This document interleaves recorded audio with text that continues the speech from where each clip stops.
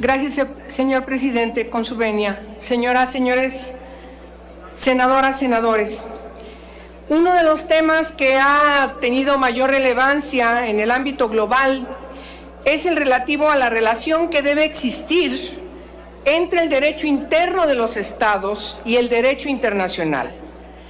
Es importante recordar que la decisión de México como Estado parte en la nueva Constitución de la Organización de las Naciones Unidas, quedó integrada desde la Carta de Naciones Unidas en 1945. De esta forma, en el ejercicio de sus competencias, los organismos y las cortes internacionales creados por los estados en ejercicio pleno de sus facultades soberanas, dictan recomendaciones, resoluciones, sentencias que marcan el rumbo de las nuevas tendencias universales, obligando y comprometiendo al mismo tiempo a los estados partes con su observancia y cumplimiento. En este contexto, es necesario recordar que en el Senado de la República en 2005 se tomó una determinación, una aprobación a la Constitución que fue publicada en el Diario Oficial de la Federación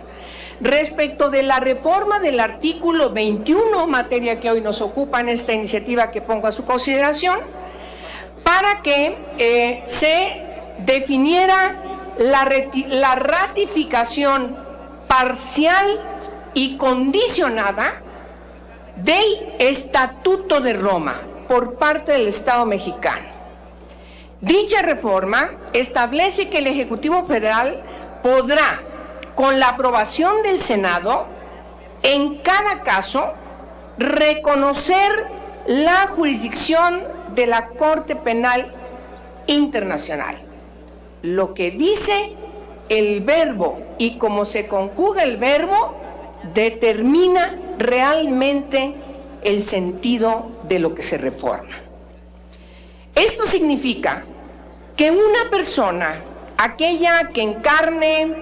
la titularidad del Poder Ejecutivo Federal, es quien tiene la facultad de determinar si el Estado mexicano reconoce o no la jurisdicción de la Corte Penal Internacional.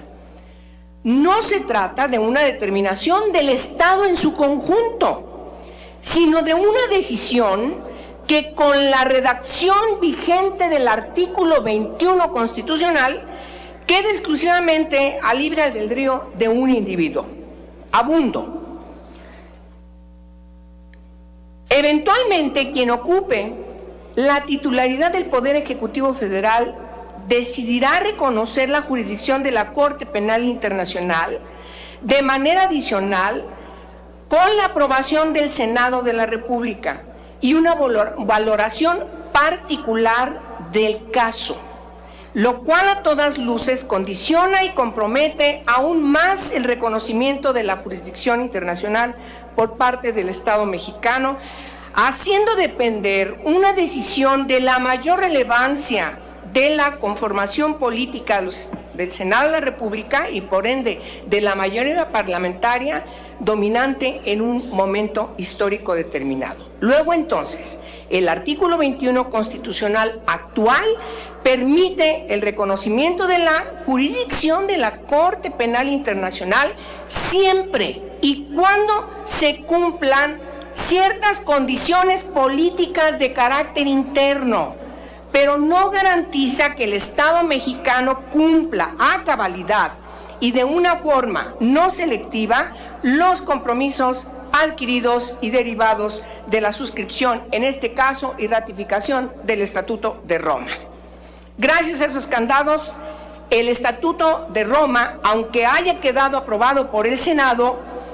y aunque posteriormente el Ejecutivo lo haya ratificado para que este instrumento pueda tener plena y absoluta vigencia en nuestro país, deberán cumplirse, si me permiten rápidamente mencionar, 3 absurdos supuestos hipotéticos contemplados en la reforma constitucional de referencia. México ratificó el Estatuto de Roma, pero no reconocerá plenamente la jurisdicción de la Corte Penal Internacional, ya que se reservará el derecho de estudiar caso por caso y con ello tendrá la posibilidad de decir a veces sí y a veces no. Lo anterior, señoras y señores, es sumamente peligroso para nuestro país en virtud de que podría hacernos incurrir en responsabilidad internacional. Por ello, esta reforma del artículo 21, aprobado en la 58 legislatura, es una reforma absolutamente contraria al espíritu del instrumento jurídico que le da vida a la Corte Penal Internacional, que además pone en entredicho el compromiso de nuestro país con la defensa de los derechos humanos y la impartición de justicia a nivel global. Recordemos que la Corte Penal Internacional fue concebida como una instancia multilateral permanente, encargada de juzgar y castigar a nivel global a los autores de los peores crímenes cometidos en contra de la humanidad: genocidio, crímenes de guerra, delitos de lesa humanidad y el delito de agresión. Esto significa, pues, que no se trata de un tribunal supranacional, porque es verdad que toma relevancia después de que se haya completado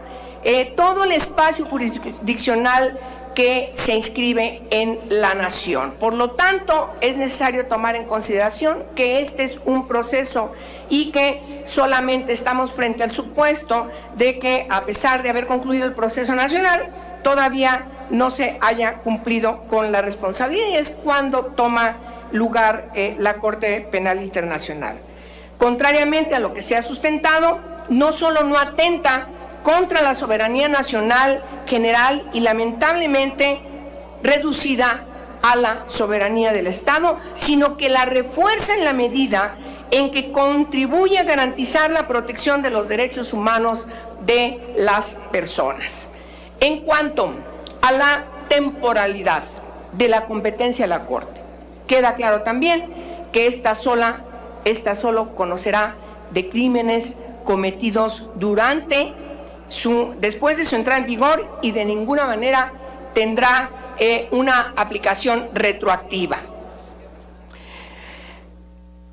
Lo mismo que acontece con la Corte Penal Internacional también es aplicable a la Corte Interamericana de Derechos Humanos, de tal forma que la iniciativa que estamos poniendo hoy a consideración reforma uno de los párrafos del artículo 21 y adiciona 2 párrafos más para resolver de una vez por todas, señoras y señores,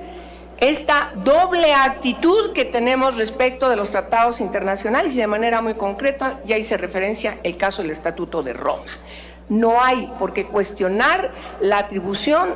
de este importante instrumento internacional, poniendo cortapisa para que no pueda tener una aplicación vigente. Por obviedad del tiempo y porque no quiero extenderme ya más, está inscrita en el diario de debates, y le pido, señor senador, que me disculpe por haberme pasado de los 5 minutos. Es cuanto. Gracias.